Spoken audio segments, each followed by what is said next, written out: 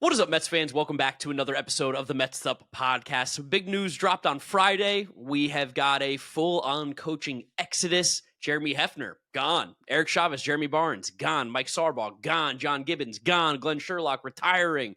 There's a lot going on. We're going to talk about it. Apologies for not dropping an episode immediately. We just figured that this would be a good Monday morning episode after watching the Jets and the Giants play horrible football as they do. You guys might want to take in some Mets content. So that's exactly what we're going to do. We're going to talk about everything that we know going on in the coaching carousel with the New York Mets. As always, make sure you guys are subscribed to the Mets'd Podcast YouTube channel to see the video version of this podcast. If you're listening to us, Apple Podcasts, Spotify, Google, drop us a rating, drop us a review, download, and subscribe. James, take us back to Friday when you saw the news of all the moves going on with the Mets coaching staff. How did you feel? I wasn't surprised in any way, shape, or form. I think that's first off. I think with the way this team ended, I think it was like we kind of expected a lot of this stuff to change. The only one that did catch me was Hefner, of course, because that's my guy. I love him as a coach. Where's your jersey? You don't have it on for this? Maybe I should have put it on for this. I mean, you're going to see the front of the jersey, not the back in a podcast. It's still hanging up in the closet. Actually, yeah, I took it off. I think I wore it on Friday. I was like, I'm not going to wear this around. But yeah, it stinks. But also, it's like something has to happen with how bad the team played this year. Like someone did have to answer for it. And we talked about towards the end of the season that we both were pretty certain that Carlos Mendoza wouldn't be going anywhere because you don't want to create that, that kind of image that you're firing coaches every 2 years when your team underperforms. But then also now you've gotten every single coach, basically the whole staff gone. And I think for you and I just start with Eric Chavez and celebrate that one. Yeah, I mean, as much as I can celebrate someone losing their job, but he'll also get another job, I'm sure. So that's why it feels a little bit different. He was so bad. He was just awful. And again, I can never shake the comments with Disha in that article earlier this season where from last year, that Francisco Lindor told Eric Chavez, you're not doing your job. We need you. That to me was one of the most insane things I've ever heard about a coach on a major league staff. And maybe this happens to other teams, but the fact that Eric Chavez got called out by players for not doing his job was insane. And then to hear the quotes that Eric Chavez came out with, you think he was a little bit scorned? You think he was a little bit upset? Yeah, I definitely think so. And it is easy to forget how strange the tenure of Eric Chavez was as a Mets coach because he came in with Buck in 2022.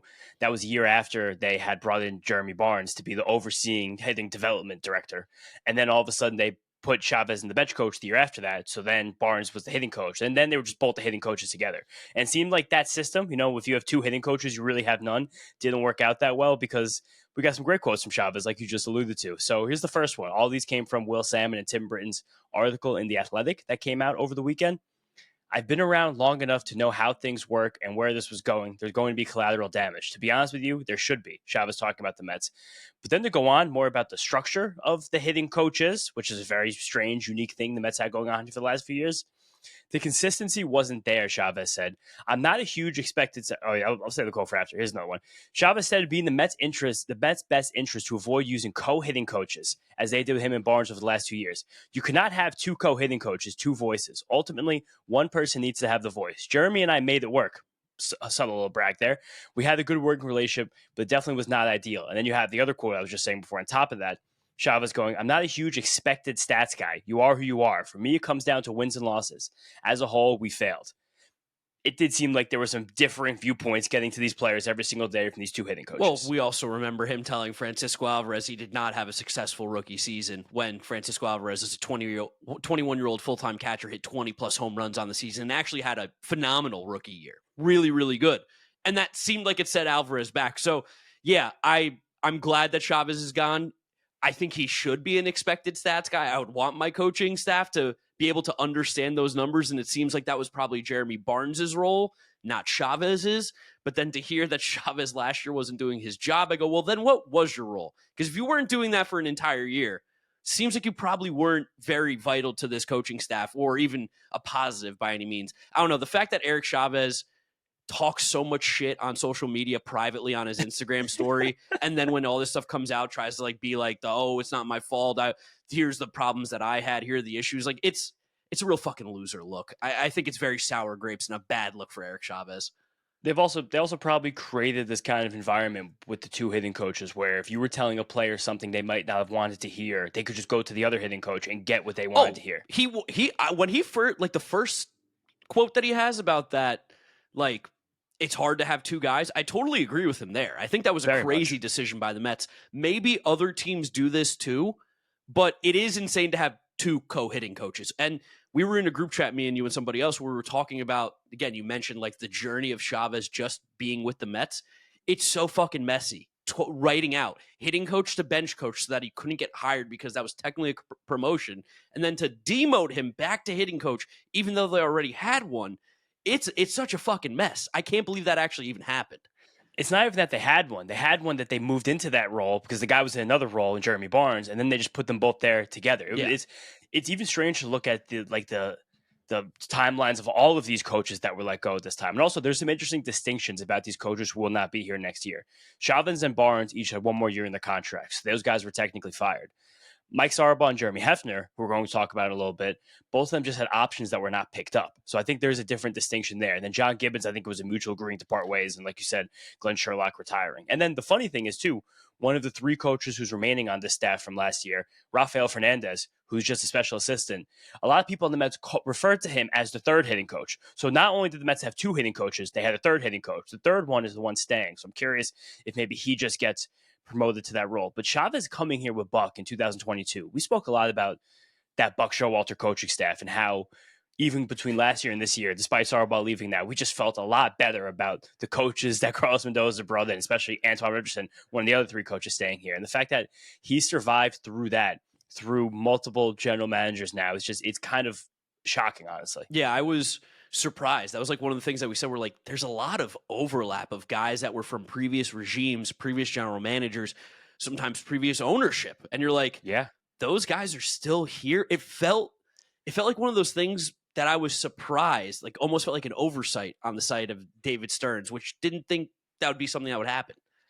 I talked to another friend about this who works in baseball. You know what I'm talking about. Yep. But he said there's more of a normal thing now because there's so much turnover with these regimes and with these managers year over year that a lot of the people who are on these staffs understand that there will be holdovers from the previous regime. And I think some of these coaches like the fact that they can just kind of be judged on merit despite just being guys. Like this is something that I think we get wrapped up in the football of it all because we understand the football. The head coaches kind of bring in, bring out. It's like it's their guys or no guys. I think in baseball, because everyone does have such different specific roles. And again, you could be there for a long time, like do this stuff. But even some of these other guys, like Glenn Sherlock came to the Mets on Terry Collins' staff in 2017. Which is crazy. And then he was there through the Callaway years, and then he left. And then Buck brought him back in 2022 to be the catching coach. Shout out Glenn Sherlock, though. Major reason why Francisco Alvarez became a very competent defensive catcher. Same thing, I think, with Sarbaugh, with Brett Beatty's glove taking all the steps forward it has. But at the same time, with Sarbaugh, none of the other guys really took the steps forward. So it's kind of like still can't field, and he was bad in game. Mike Sarbaugh. Unfortunately, he had an impact on a game, and the Mets didn't make the playoffs by one game.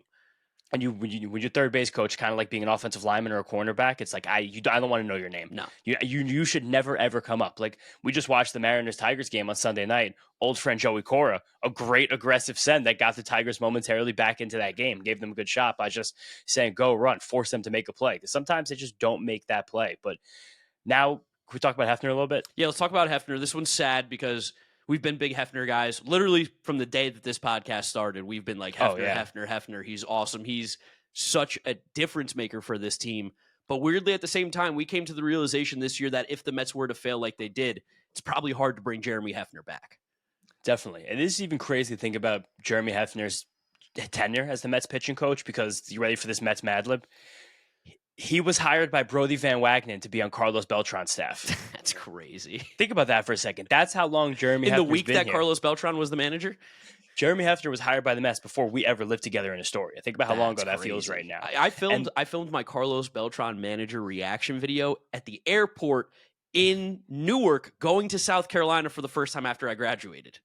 Yeah, but that's exactly what this is. And it's just like, I guess it's like 2019. He's been here since 2019. And when Jeremy Hefner came to this Mets coaching staff, our pitching development was some of the worst in baseball. Yeah. We were going on years, like since the era of Wheeler, DeGrom, Matz, Syndergaard, Harvey, where we hadn't even gotten close to developing a single pitcher. No. We had nothing going on. We had no modernization. Like he was here with the Wilpons for 2 years. That's how long ago Jeremy Hefner was hired to be on this team. And he played with the Mets for a collection of years. So it is kind of sad you let go of a guy who had basically a decade in the Mets organization, especially someone who I still think, objectively speaking, was good at their job. Yes. But just when you get into a situation like this, sometimes new voices aren't even the worst thing in the world either. Yeah, like it's tough in a season where a lot of the guys you expected to be good were terrible, being Sean Manaea and Definitely. Kodai Senga and David Peterson down the stretch, even though Peterson, like we said, still an average year overall when we graded him.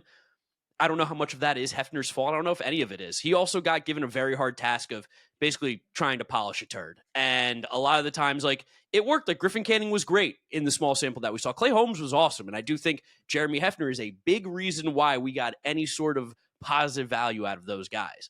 But at the same time, like you mentioned, sometimes you need a new voice. And while the Mets pitching had peaks, there were some super, super lows. And someone does have to be held accountable. You mentioned it earlier. In football, it's a little bit more you get your guys in, you get your guys out. Like, that's how it works. Maybe this is just also one of those things where it's like, if they're going to give Mendoza his final shot, they're going to put his guys around him. They want him to bring in the guys that he thinks can help the Mets win at the best rate possible. Or Stearns. Like, Stearns brings in a bunch of guys. Because these aren't any of his guys, really. Only Antoine Richardson and Sarbaugh, but also the Sarbaugh thing, he seemed to also have a relationship with Lindor because Mark Sarbaugh spent nearly 2 decades as a coach in Cleveland. So those guys had a really good relationship with each other, which is also an interesting part of this. But it's like the Hefner thing, as much credit as we gave him last year, I think it was deservedly so. That means he has to take some of the blame this year. It's just how it works. It'd be unfair to not go about it that way. And the way that Will and Tim wrote the Athletic article, there was a line about the disappointment surrounding Kodai Senga and Sean Manaea, and that those guys not getting much. So I think that is something that did a bit reflect on Hefner because and it has to. Again, like the way that those guys took their steps, Kodai 2023 and Manaea last year, it's like, oh, wow. Like those guys have each had times pitching in the last 2 seasons where they actually looked like frontline starting pitchers. Yes. So you had that. It was present, and you couldn't even get average from either of them for months on end. And that's why this happened. Still, through all of this bullshit, the Mets still ranked 18th in ERA in Major League Baseball this year. Yeah, not good, not bad. No, which is very funny. I think we even said if you're 15th, you'll make the playoffs, and we just barely missed that. If they were 15th, they probably definitely make the playoffs. Literally. And the option part with him and Sarbaugh does make me think, maybe a little bit more so in Hefner's case, that there could be a relatively mutual element here. Agreed. As long as he's been here, again, sometimes you just want new things. Like, we don't know if Jeremy Hefner wants to continue being a pitching coach, if he wants to go to more front office advisory role, if he wants to do for another organization what Eric Yeagers did, overseeing full org pitching development for the Mets. Also, the whole thing with Hefner is that I think this happens in waves with Major League Baseball. I think all sports, but baseball is one we're the most inside of. We can see it, where Hefner was on the forefront in that like 2016, 2017, 2018, 2019 time. Like when a lot of this data was becoming much more accessible and much more present in the way organizations were building their pitching development, he was kind of the guy there. And that's why we were so excited about him originally. But he was here before the podcast started. Literally, yeah. Yeah, but that was a cool thing for us because we'd never really had that as the Mets before. So it was fun. Yes, exactly. Dan with the Warthen slider, Rick Peterson. Shout out Jeff Lipkowski. Yeah, but I think that there could be a spot where maybe for what the organization thinks that maybe Hefner wasn't as keen into the metrics as to what they're trying to build at this point. And that being said, him being data forward but not overtly data obsessed, and the way he was always able to communicate, that seemed like those were his strengths and things players loved about him. And there was never anything close to a bad word ever said about him. No, Trevor May's been on this podcast many of times talking about how Jeremy Hefner's one of one. He's one of the best pitching coaches in baseball simply because of his ability to take data and communicate that to the players is so extremely valuable. And I'm sure he is still really good at it. And I'm sure, again, this is not really a detriment to Hefner for not being brought back. It very much could be partially him being like, I think it's time to change it up, guys. October baseball is here. The pressure's on, the lights are brighter, and with DraftKings Sportsbook, you're right there in the middle of every moonshot moment. DraftKings Sportsbook delivers the intensity of October with player props, live in-game betting, and odds that can change as fast as a ball flying over the fence. I really like DraftKings. I think you guys should too. Download the DraftKings Sportsbook app and use code FOUL. That's code FOUL to turn $5 into $200 in bonus bets if your bet wins. In partnership with DraftKings, the crown is yours. Gambling problem? Call 1-800-GAMBLER. In New York, call 877-8-HOPE-NY or text HOPE-NY 467-369. In Connecticut, help is available for problem gambling. Call 888-789-7777 or visit ccpg.org. Please play responsibly. On behalf of Boot Hill Casino and Resort in Kansas, fees may apply in Illinois. 21 and over. Age and eligibility varies by jurisdiction. Void in Ontario. Bet must win to receive reward. Minimum minus 500 odds required. Bonus bets expire 7 days after issuance. For additional terms and responsible gaming resources, see dkng.co/audio. I think, because again, that's like the option not being picked up. Like, it wasn't like there was a year in his contract like Chavez and Barnes, so I think the team was very ready to fire. I'm also sure that this was a very difficult decision compared to the rest of the staff. Yes. Like, The other ones were easy. Pretty easy. And this is one is very split in the Mets community. Like, I have a group chat with a bunch of Mets fans, and one of my friends was upset that possibly David Stearns not going out and getting enough pitching could have cost the Mets one of probably the better pitching coaches in baseball, possibly. But also, again, sometimes with these things, you kind of have to move and shake, move on, change things up, get new voices. Just, it always helps sometimes change things up. Like, if you guys have ever had a job for 5-6 years, and like you hadn't been able to get over a hump, sometimes you just got to get a new similar role somewhere else and get new voices, get a new flow going. That just could be where we were at with him. Yeah. Sorry, Jeremy Hefner. The Mets'd podcast will never forget Jeremy Hefner's service to the New York Mets organization. No, quite literally never. I think the Mets organization is so much better off for Jeremy Hefner having been here all these years. Remember that 2021 season, the way he coaxed out that cutter and that splitter off Taijuan Walker? It's crazy. He's done so many things. But again, as the credit was heaped on the last few years, these guys, especially the guys at the top pitching pool this year, that also has to reflect on him. Yes. I do have some other names I just want to shout out to see if these guys wind up getting looks.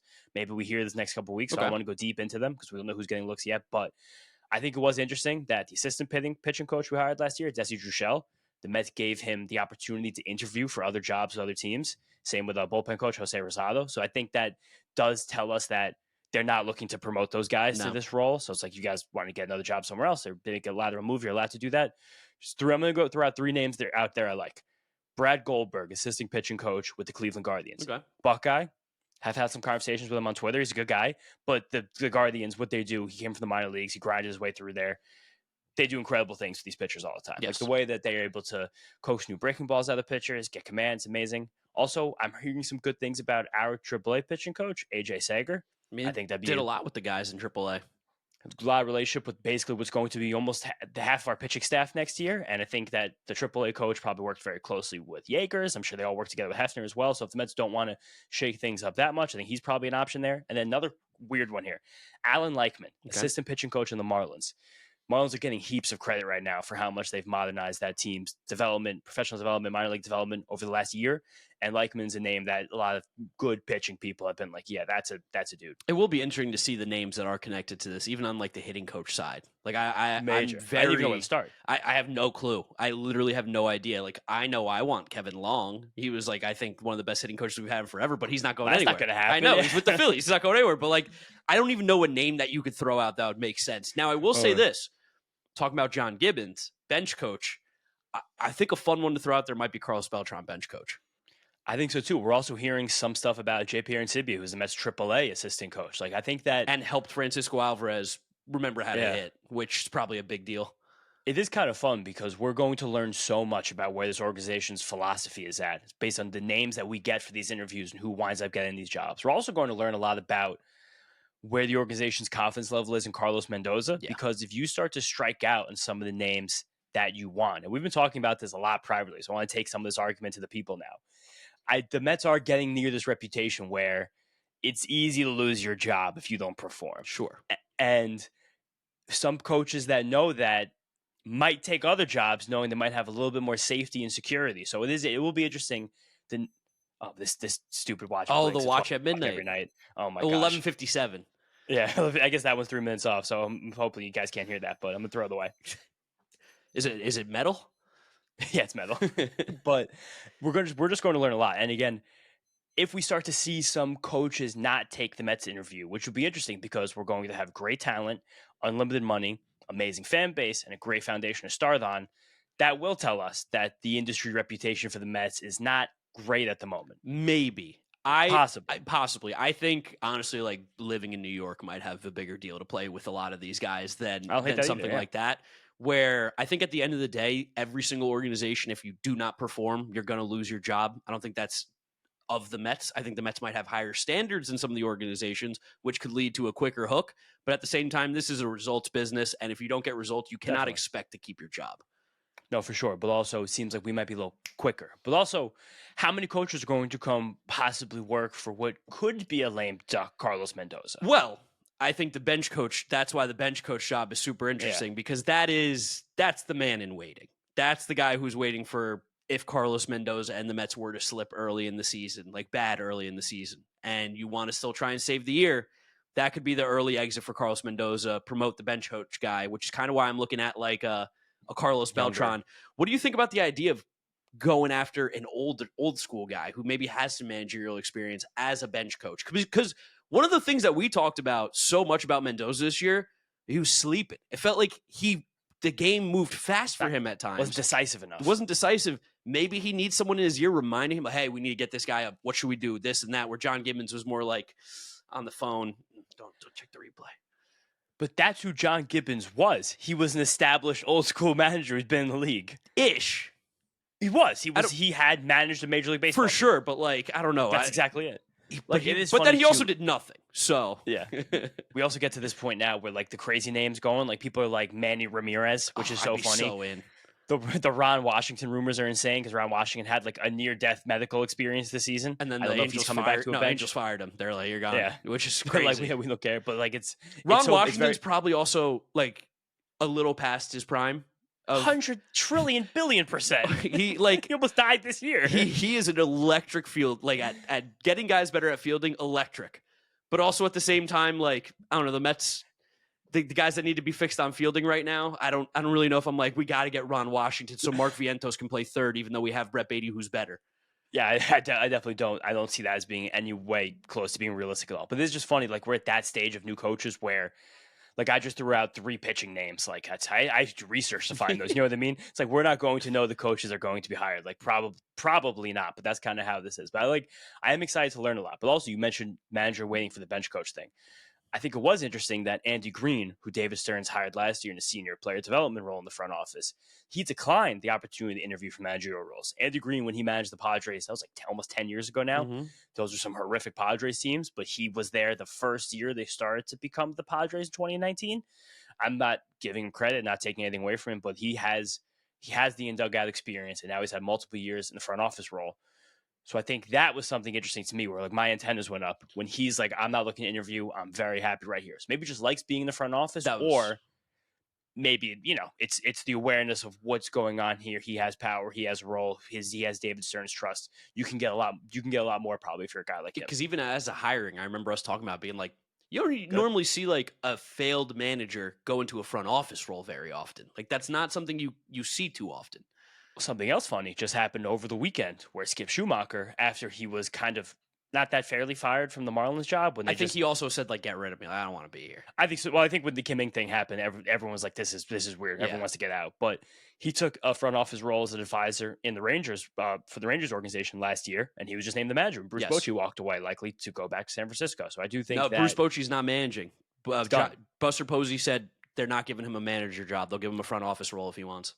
That's great. I mean, I think that's probably also good. But that's a similar pipeline to what we're talking about with Andy Green here, if that's something he wants. But I do wonder if we get like a confirmation that Carlos Mendoza has 2 more years or something. Like we get an extension. You hear that the option got picked up in May, but it wasn't reported. Something like that. There's kind of no reason to yet, though. There is, because you don't really let managers, coaches be lame ducks like this. You don't let that happen. It's just that's a bad signal to the team.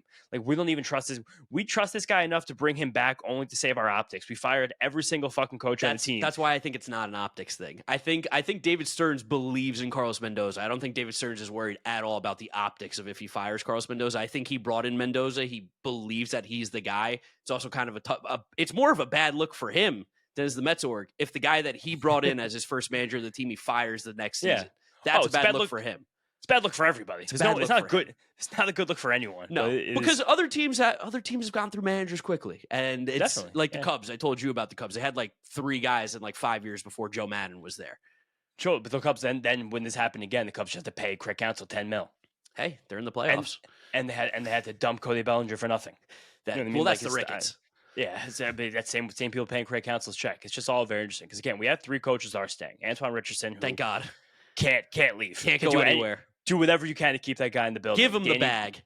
Yeah, Daniel Barnes, who's a strategy coach. Funny to him, Jeremy Barnes, the same name, no relation, thankfully. And then, like I said, Rafael Fernandez. I I'm feel sure like- will probably in the mix for hitting coach. I feel like I saw Rafael Fernandez hanging around the hitters a lot at the end of the year when they were showing SNY. I felt like he was everywhere around Soto, around Marte, around Alvarez. There were a lot of big articles this year. I think Tacoma had one. I think Healy actually did before he went to the Boston Globe as well, being like, this is a guy that the team really values, that the players really like. I'm also 99% sure I've had a beer with Rafael Fernandez. I'm Where pretty and sure when? when we worked for the team and we went to spring training, the night that you didn't make it there that night, we went out for drinks and someone who was working with the team was like, hey, this is one of our coaches who's with the, yeah, no, it's 100% him. He worked for the Cyclones. I've had beers with this guy. Really? So Nice he was on the dude. team then. That's funny. Yeah, no, he came from the Cyclones thing. He was like the hitting coach in 2020. So he was with Alvarez and all those guys down there. And then he's Yeah. kind of moved up. Oh, they love this guy. I'm really interested to see what they do with him. FT fam, another reason why you should love Arena Club is the grading system. So you recently pulled a slab pack and then you said, hey, it's not graded. Grade it for me. They gave you an 8.5 out of 10 on your auto Whitey Ford card. And then they show you all the details of the grading system. It's very interactive within the app. And then you're done. If you want to sell the card or you want to know what it's worth, you've got it. It's like getting taken to school on cards. And I think that's the coolest part of it. If you're young or old, you understand, hey, this is how it gets deciphered all the way through. It shows you the numbers and how they went through it. I think that's the coolest part about this whole thing. And then you can keep it traded or sell it, do whatever you want. And it's so much more efficient to do this through Arena Club. Whether you're ripping a pack, there's the slab packs, buying a card, selling a card, grading a card. It's all there for you. We talk about it all season long. arenaclub.com/FOUL is where you can go to give it a shot. 20% off your first card purchase. arenaclub.com/FOUL. Use the code FOUL at checkout and get 20% off. Again, that seems like someone that could probably be in position. We also had two, again, we said it last week, 2 of our minor league affiliates won championships. Reed Brignac, manager of Binghamton, and I'm going to get the Cyclones manager right now. I think I know the name, but I'm going to check it just so I make sure. Gilbert Gomez. So again, that's also names that you definitely have to pay attention to. We mentioned Aaron Zibby, we mentioned Sager. Also, the funny timeline, we were going through all these guys who were on the staff. Jeremy Barnes was hired ahead of the 2021 season. So I guess he was technically hired by Jared Porter, which is kind of funny. That's kind of funny. Or to think that, yeah. Think that these coaches who we let go here were originally hired by the Mets by Brody Van Wagenen, Jared Porter, Billy Epler, and then Sandy Alderson. Yeah, those are 4 of the guys that got let go, and then Sarball last year by Stearns. Yeah, so the 5 different GMs have hired guys that are on the coaching staff. Probably a bit of a mess, honestly. It seems very chaotic inside of all this stuff. So maybe it's not the craziest thing that there seem to be issues between like communicating information to the players this year, lacking these kind of adjustments because lots of different types of voices. Especially if Chavez seemed to be sour grapes and almost seemed vengeful, spiteful. Like, well, you got 2 hitting coaches, he can do all the work. What do you need me for? That was always my like sneaky take. Cause like Chavez got to have something over these guys because the way that he went up and down between the bench coach and the hitting coach. But that was to protect him, remember? Because the whole thing is if you get if you get a better job, you can't. The only thing that Chavez could have interviewed for when he got promoted to bench coach was manager, unless the Mets gave him permission. But this is the same thing where watching now Eric Chavez for all these years later, why was that the fear? Well, also that was a Billy Epler hire, right? Eric Chavez. Yeah. So he, like with Epler, he came from the Yankees org at the same time when Chavez was there. That's true. Weirdly, so was Mendoza, but we don't need to talk about that one. And Desi Drechel. Yes. I think it is interesting that a guy like Desi, who they were really excited to hire last year, it seems like he's not even getting a look for the pitching coach. I mean, some guys might just not be able to handle that kind of load. He might be really good at his thing that he does. Yeah, that's true. That's not good enough to be a coach, possibly. I don't know. And maybe he even still comes back. Maybe he takes interviews and he just winds up staying. This is a lot. It's just turbulent right now. And it's very so Mets'd up branded to give you guys 30 minutes about every single little coaching thing that is going on this team right now. But that's what's going to happen. I mean, we're not going to talk too much about the playoffs. It's not like we're in the playoffs. No, nothing else there. I mean, I still think maybe we could do like a forensics of all the bullshit from the season. Sure. Maybe like one last look back. I'm really tired of looking back at this team. I don't want to do it anymore. Me and you, we had some drinks this weekend watching some playoff baseball. Has been awesome, by the way. I don't know about almost you guys, but I am enjoying the hell out of baseball now that the Mets are not in it. I wish the Mets were, but this 2025 Mets team made me dislike baseball a little bit. And that's like the first time I think I've ever said that about a team is I was like, this team sucks. I hate watching this team. You've seen me say it a million times. I'm so glad the 2025 season's over. But this playoffs has been electric, and baseball is sick. Like, if you're not watching these playoffs games, I highly recommend it, even if you're upset about the Mets not making it. It's so good. Definitely. The only reason I do want to look back one more time because we've had a lot of people ask us specifically, like, can you guys do a forensic on like the Stearns moves, like the coaching decisions by Mendoza, like some kind of thing like that to be like, I see the thumbnail. You know what I mean? What's the thumbnail? I see like a whose fault, whatever. That's like the title or something, and it's just Mendoza, Cohen, Stearns. Okay. I guess he's with fire in the background. I see something. Right. I know you could cook. I can cook that one up. I think that there's something there. So if you guys do want a little bit more looking back, let us know. If not, we'll keep moving forward. Probably have some interviews coming soon. Yes. I'm taking my classic James off-season trip soon, which is gonna be exciting. First one? Are you gonna be doing one like for January, February? I think this might be the only one this year. Wow, okay. Maybe sure. I just so many weddings next spring. So The amount of weddings is crazy. We've hit the age now where it's just wedding season. It's obscene. But yeah, so again, if you guys also have some episode ideas you want us to do, let us know. I think we will bring back Out of the Park baseball. But probably closer to the start of the season again. Definitely. I think we could do one before the offseason. I guess technically we could. Yeah, I think we should do one before the offseason. Like what our offseason would be. Yeah, God, exactly. I can't wait to go out and sign some really mediocre free agents because the free agent market is horrible for pitching. It's very bad. I think a lot of people are like, the Mets have to go into next season with #1 starter. Like, absolutely, especially because you get playoff fever when you watch these guys pitch. And like last week, everyone's talking about a guy like Max Fried. I was about to say, good thing they got got their like playoff Max guy. Fried. But then Max Fried, you're like, oh, he actually has a 5 ERA and 80 playoff innings. So you don't know that. That's why I've been telling you guys Max Fried, one of the most overrated pitchers in baseball for the whole year, because he's a 2, which is great. You need a 2 on your team. Yeah, when Garrett Cole's healthy, that's awesome. Him and Rodon like 2s, 3s, that's sick. But there's also the funny misconception about what the Mets need. Because I still think the biggest problem with this Mets is not like getting an ace to win you a playoff series. It's getting meat and potatoes to get through a regular season, because that's literally how we just failed. So it's interesting, too, that... Yeah, the Mets didn't need Sean Manaea or Kodai Senga to be aces. They needed them to be 4 starters. Yeah. We need 3s. We need another 3 on this team. It would have been the playoffs still probably right now. But it's interesting because there's a lot of work to be done with this roster this offseason. Like, the winter meetings are only 7 weeks away right now. Shocking amount of work. So, and you probably have to have all these coaches done weeks before that happens. I think you're going to have the coaches done probably by Halloween. By the end of the World Series, I would think. You kind of can't unless you're really waiting for somebody on one of these staffs that's going. But that's definitely possible. I don't know. I could definitely see that. But it's just because there's also like the rumors are really starting to churn about how much the Mets might want to shake up this roster. I'm like pretty split on whether or not I think this roster will come back next season largely the same or monumentally different. Briefly, what would be like the monumental difference that we're thinking? Like just throw it out. Is that like it's like trading Nimmo and Senga? Okay, that would be monumentally different. I think that's something that they'd love to do, but I don't know how. Love to trade both of those guys. Yeah. Oh, I think David Stearns might already be on the phones talking about Nimmo. Brandon Nimmo and Jet Williams for Ketel Marte. Who says no? Probably maybe the Mets. I mean, unless maybe that makes the money even. I don't see them doing that. Also, the Starbuck thing with Lindor kind of piqued my interest a little bit because we talked about that too. Like, I do wonder. That's his guy, dude. That was his dude. Well, I love Francisco Lindor as a player. As a front office guy, I don't love it because we would have had PCA, and PCA would really have helped this team this season. Even with how ice cold he was in the second half, still would have been a huge addition for this team. But I definitely think they number one objective for David Stearns this offseason might be trading Brandon Nimmo because I think that should be. I think they love Carson Bench, and I think sneakily they fucking love AJ Ewing. I think it's AJ Ewing puts up really good. The updated numbers with the StatCast stuff is shocking. 100%. No, he's an awesome player, and he might have PCA caliber defense. Like he might be able to run it down like that. Which would be sick. And they're running out more Beto in the fall league because they definitely want to see if he can play center field defense. Roster. Yep. I think there's a real chance that in David Stearns' hearts of hearts, he wants Ewing, Bench, Jet Williams on this major league roster by July 1st. And all of a sudden, that's your run prevention, that's your athleticism. Those are 3 animals right there. Those are guys that can move. Go get it out there. I'm gonna give you 2 more names to end this episode because this is a fun little thing I think we're gonna do towards the end of the season. If they're on the team or not, to get a little heat check. You asked me last time, I'll ask you. Brandon Nimmo. I still say yes because of the difficulty, but I think that it will be a full court press to try and dump. Kodai Senga. I think no. Okay.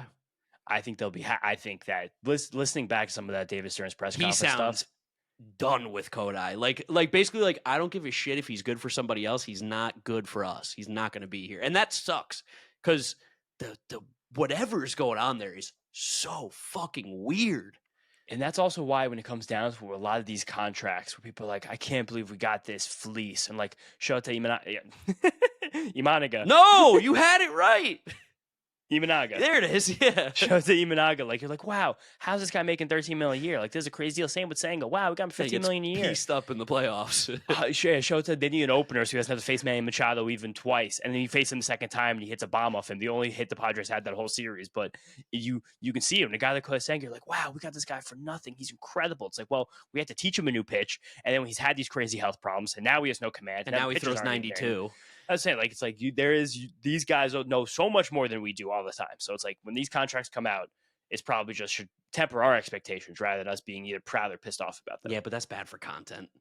Oh, content perspective, it's great. But I remember when that Senga thing happened. I was like, hey, worst case scenario, we got a great reliever.